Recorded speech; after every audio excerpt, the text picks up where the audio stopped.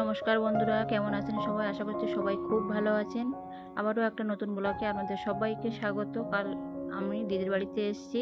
দিদি আমাদের জন্য কি বানিয়েছে দেখুন। আমাদের জন্য বানিয়েছে লিট্টি আলু চোখা। নিশ্চয়ই তোমরা লিট্টি অনেকেই খেয়েছো বা অনেকেই খাওনি। এটা কিন্তু খুব হেলদি একটা খাবার এবং খুব টেস্টি খাবার, খেতে কিন্তু ভীষণ ভালো লাগে আর বানানোও কিন্তু ততটাই সোজা। তো কিভাবে আমি বানিয়েছি তোমরা অবশ্যই এটা দেখে নেবে, নিয়ে তোমরা কিন্তু বাড়িতে অবশ্যই কিন্তু বানিয়ে খেও, দেখবে খুব ভালো লাগে।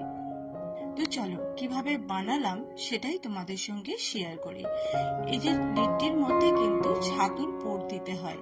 তো সেই ছাতুর পুরটার জন্য আমি কি করলাম, ছাতু নিলাম, একটু রসুন নিলাম, একটু পেঁয়াজ নিলাম, ধনে পাতা নিলাম, কাঁচা লঙ্কা কুচি নিয়ে নিয়েছি, কালো জিরে নিয়ে নিয়েছি, আর নিয়ে নিয়েছি জোয়ান। পরিমাণ মতো একটু জোয়ান দিতে হবে, এতে কিন্তু টেস্টটা খুব ভালো হয়। তারপরে পরিমাণ মতো নুন নিয়ে নিলাম। এরপরে পুরো একটা গোটা লেবু কিন্তু এর মধ্যে দিয়ে দিতে হবে, কারণ কি এটা টক টক, এটাই ভালো লাগে। আর দিয়ে দিলাম সর্ষের তেল, আর দেবো একটু আমের আচার, টক আমের আচার। এটা দিলে সুন্দর একটা স্মেলও আসে। তো এটা দিয়েই কিন্তু এই ছাতুর পুরটা আমি খুব ভালো করে মেখে নেবো।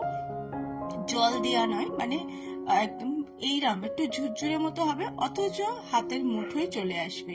এইভাবেই কিন্তু ছাতুর পুরটা রেডি করতে হবে। তো এইভাবে আমার ছাতুর পুরটা রেডি হয়ে গেছে। আমি এবারে এটাকে সরিয়ে রেখে দিচ্ছি। এবারে আমি আটাটা মাখবো। তো তার জন্য আমি আটা নিয়ে নিয়েছি, পরিমাণ মতো নুন নিয়ে নিয়েছি, আর দিয়ে দিলাম ঘি। ঘি দিয়ে মাখলে তবেই কিন্তু মচমচে হয়, সেজন্য তোমরা চেষ্টা করবে ঘি দিয়েই কিন্তু আটাটা মাখার, এতে সুন্দর একটা গন্ধও আসে আর এটা খুব মচমচে হয়। তো সেই জন্যে একটু পরিমাণ মতো ময়াম দিয়ে আটাটাকে আমি মেখে নিচ্ছি ভালো করে। এরপরে সামান্য জল দিয়ে দিয়ে একটা শক্ত ডো কিন্তু তৈরি করে নিতে হবে। এটা কিন্তু নরম ডো করলে হবে না, একটু শক্ত করে ডোটা বানাতে হবে। তো দেখো আমি কিন্তু একটু শক্ত করে ডো বানাচ্ছি, দেখো কতটা চাপ দিতে হচ্ছে এই আটাটা ঠেসার জন্য, মানে যখন ঠেসছি তখন অনেকটা চাপ দিতে হচ্ছে কিন্তু। তো এইরকমই শক্ত করে তোমাদের ডোটা বানিয়ে নিতে হবে। তো এবারে যেরকম হয় লেচি, সেইরকম লেচি বানিয়ে নিচ্ছি। তো দেখো এক এক করে লেচি বানিয়ে নিলাম। এরপরে আমাকে পুরটা দিতে হবে। তো এবার যেরকম ভাবে পুর দেয় ঠিক সেইভাবেই কিন্তু পুরটা দেব। ঠিক এরকম আটাটাকে এরকম গোল করে নিয়ে নেবো, এর মধ্যে ছাতুর পুরটা দিয়ে দেবো। তো দেখো আমি কিন্তু ছাতুর পুরটা এর মধ্যে পরিমাণ মতো পুর কিন্তু দিয়ে নিচ্ছি, নিয়ে এইভাবে ঠিক মুখটা কিন্তু আটকে দেবো। ভালো করে চেপে চেপে কিন্তু মুখটা আটকে দিতে হবে যাতে না ছেড়ে যায়। দিয়ে কিন্তু ভালো করে হাতের সাহায্যে চেপে একদম গোল করে দিতে হবে, ঠিক এই রকম। এরপরে একটা কড়ার মধ্যে আমি নুন দিয়ে খানিকটা গরম করে নিয়েছিলাম, আর একটা স্ট্যান্ড দিয়ে নিয়েছিলাম। এটা অনেকটা গরম হয়ে যাওয়ার পরে কিন্তু এক একটা লিট্টি এতে আমাকে বসিয়ে দিতে হবে, কারণ এইভাবেই কিন্তু লিট্টিটা সেঁকতে হবে। তো এটা মোটামুটি 5-7 মিনিট পরে পরে ধিমে আছে এটা রাখতে হবে, এবং 5-7 মিনিট পর পর কিন্তু এটাকে একটু উল্টে পাল্টে দিতে হবে, ঠিক এইভাবেই উল্টে দিতে হবে। তো এবারে আবার কিন্তু এটাকে আবার আমি উল্টে দেব, ঠিক এইভাবেই কিন্তু অন্তত 4 থেকে 5 বার তোমাদের উল্টে দিতে হবে, দিলেই দেখবে আস্তে আস্তে এই কালারটা চলে আসবে।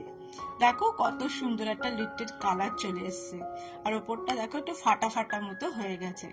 আর এটা যখন তুলবে না তখন দেখবে মচমচ করবে, মানে একটা আরেকটার গায়ে লাগলে না একটা আওয়াজ হবে ঠক ঠক করে। তো এইরকমই কিন্তু এটা সেঁকে নিতে হবে। তো আমার হয়ে গেল লিট্টি, এবার আমি চোখাটা বানাবো।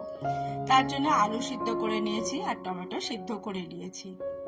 নিয়ে এবার আলুর সঙ্গে টমেটো মাখবো। এর মধ্যে পরিমাণ মতো ধনেপাতা দেব, তারপরে পেঁয়াজ দেব, একটু ওই যে আমের যে আচার ছিল সেই আচারের তেলটা দিয়ে দেবো, একটু আচার দিয়ে দেবো যাতে একটু টক টক হয়, খেতে সুন্দর হয়। পেঁয়াজ দিয়ে নিচ্ছি, একটু লঙ্কা দিয়ে নেবো, নিয়ে এই আলু চোখাটা কিন্তু আমি মাখবো।